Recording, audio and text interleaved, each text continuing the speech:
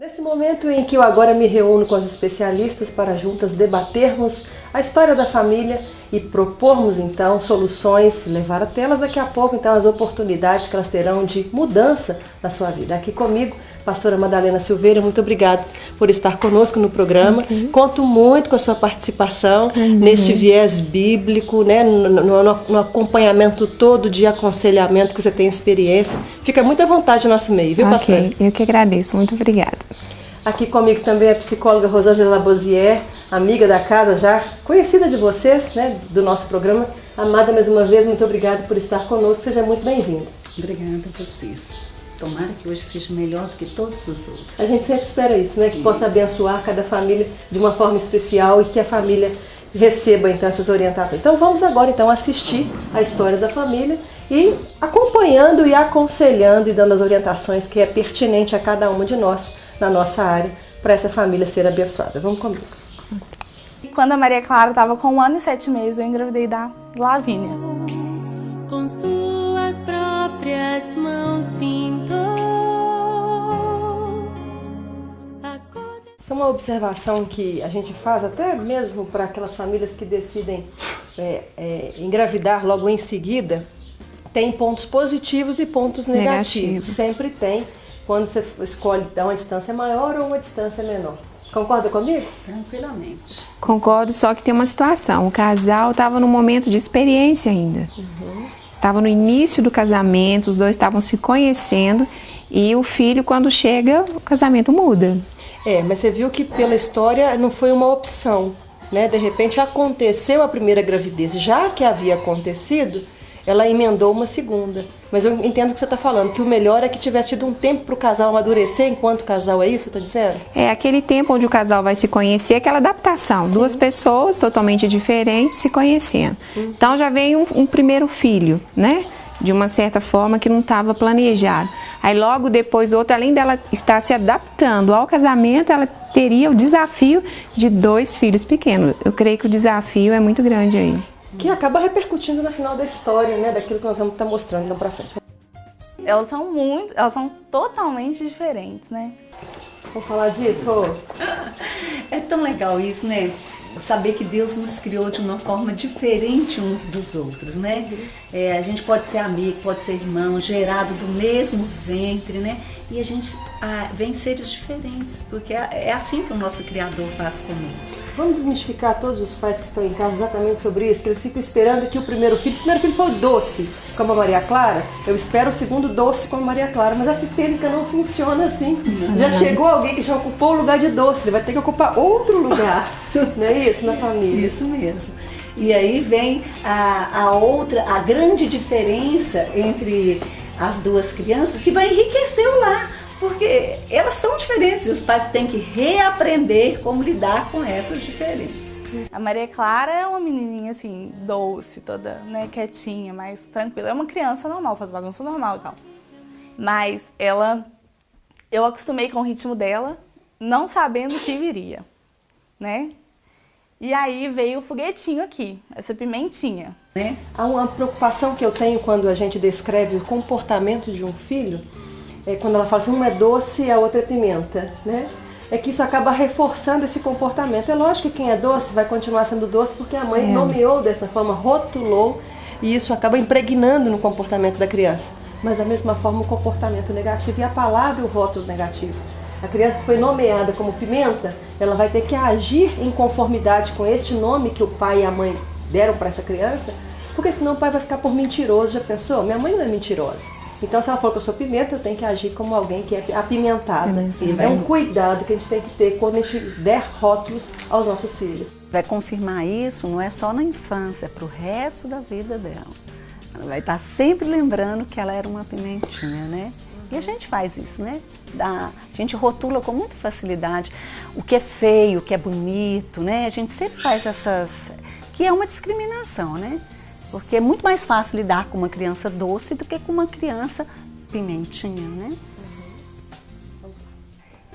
Lavínia, você fala uma coisa com ela assim, ela chora, ela tenta conseguir as coisas no choro. Vai filmar você chorando? Ih, que coisa feia, fica chorando à toa.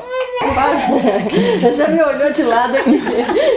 Dá uma paradinha aí. É porque esse diálogo de filho com mãe é muito interessante, né? A mãe consegue compreender tudo que ela está querendo. Ela não sabe nem te perguntar, que ela sabe o que ela está querendo. E aquilo que a gente já falou de outras vezes, esse convite, ela fala que é pirraça. Eu não estou vendo a pirraça, eu estou vendo o choro. E é um choro bem manhoso, né, Madalena? Que você até falou assim, convincente, sedutor, que chama atenção, que a mãe derrete toda e dá o que a criança está querendo, né? E a mãe é muito carinhosa, muito amorosa, eu acho que isso é um ponto muito positivo, até para lidar com a pimentinha dela, né? Ela está sendo bem carinhosa. A pirraça, a gente tem que ser tratado como pirraça. Eu não estou vendo ali a pirraça, estou vendo ela se manifestando através do choro. A criança não tem a expressão verbal como nós temos, né? Ela não sabe, ela deve ter 1 ano e meio, né? Pelo que a gente viu, ela não sabe se expressar verbalmente, então ela chora.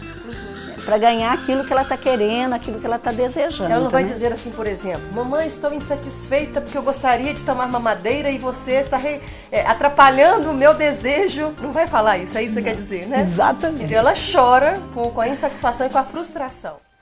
Que a Lavínia, tudo que vocês pensarem que a Maria Clara nunca fez, a Lavínia fez. A Lavínia queimou a mão num bico de pistola quente. A Lavínia agarrou a cabeça nesse corrimão aqui. Enfiou a cabeça aqui. Ela enfiou a mão no meio da escada. Ela fala que a Lavínia faz coisas que a Maria Clara não fazia de jeito nenhum. Só que tem um ponto aí, porque quando a Maria Clara veio, a atenção era só para Maria Clara. Quando a Lavínia veio, ela teve que dividir. Então ela não conseguia estar o tempo todo ali vigiando a Lavínia. Então essa questão de comparar que um filho fazia isso e o outro não fazia, eu acho que a gente tem que ponderar um pouquinho, porque uma tinha uma atenção total, depois eram 2 filhas. Então, a atenção era da mesma pessoa. Era da mesma pessoa. Única, né? Verdade, é verdade. Bem lembrado. Mas ela é muito pirracenta. O que você orienta com relação à correção? Eu falo, tem hora que me dá vontade de fazer uma forma mais de correção mesmo. Na Bíblia, o que a Bíblia nos traz de orientação? A Bíblia fala que nós devemos ensinar o caminho que a criança deve, né, andar. Então ali ela tem que ter padronizado o que é sim e o que é não para a filha dela. Porque a partir do momento que ela ficar naquele meio termo, ela vai ceder e depois para você ensinar a criança que você cedeu uma vez, vai ser difícil. Porque a criança muitas vezes ela vai até testar o pai. Peraí, vou ver se agora ele vai falar não ou sim. Então, se ela tiver ali uma regra, uma firmeza, a filha vai aprender. Não, agora não adianta eu nem usar da minha artimanha, do meu choro, porque eu sei que vai ser não. Mas se ela fizer o não, o que a Bíblia nos traz de orientação, por exemplo, que a gente poderia orientar essa família quanto ao não? Errou, estava errado, desobedeceu, a mãe uma hora corrigiu, não me bate não, né? Como é que deve ser a correção? Porque ela tem hora que dá vontade mesmo de ter um comportamento diferente do que ela tem tido. Conforme a faixa etária da criança, né, muitas vezes se usa aquela questão do banquinho do pensamento. Você fala com a criança, né, para ela entender o que está acontecendo. E a partir daquele momento que ela continua insistindo com aquela ação dela, aí sim, vem a questão que a Bíblia fala sobre a disciplina. Como disciplinar? Claro que tem um procedimento todinho, né, para se fazer, mas precisa entrar com esse procedimento. Cada hora fala uma coisa. Às vezes minha mãe vem e fala, você não pode fazer isso. Minha sogra vem e fala, você tem que fazer isso, o que minha mãe tinha falado para não fazer. Minha sogra vem e fala, faz isso, e isso você não pode fazer. Então a gente fica naquele conflito, sabe? O que você diz, por exemplo, do conflito de opinião entre mãe e sogra na cabeça dela? Ela fica confusa, de repente me dá a entender que ela quer atender a esse amor que ela tem tanto pela mãe quanto pela sogra nas orientações que esses mais velhos têm.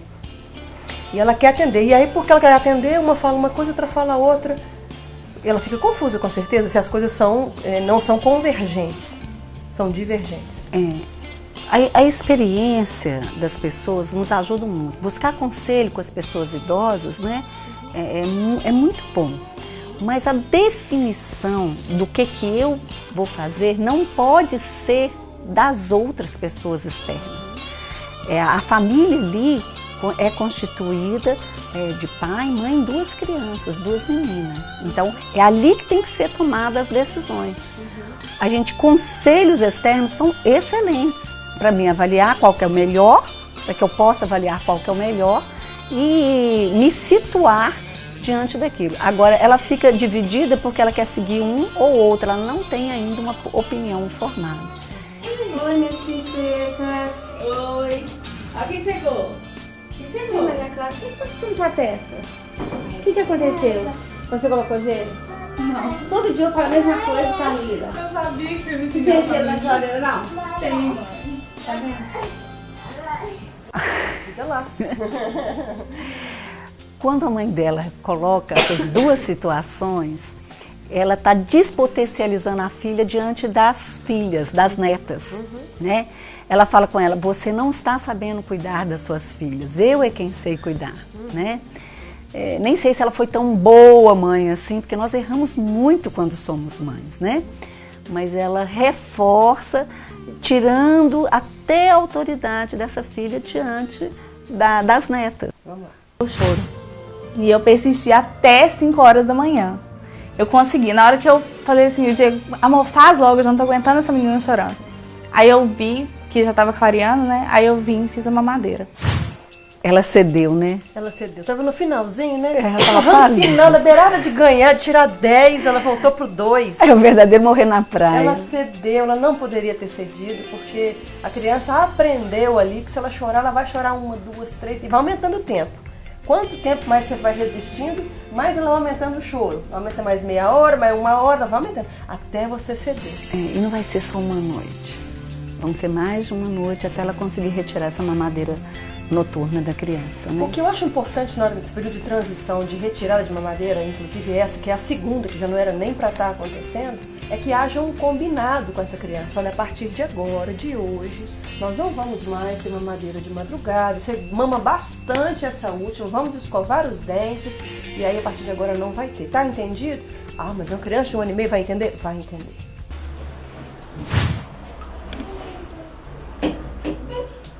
Maria, aqui ó, segura o seu copinho. Suada.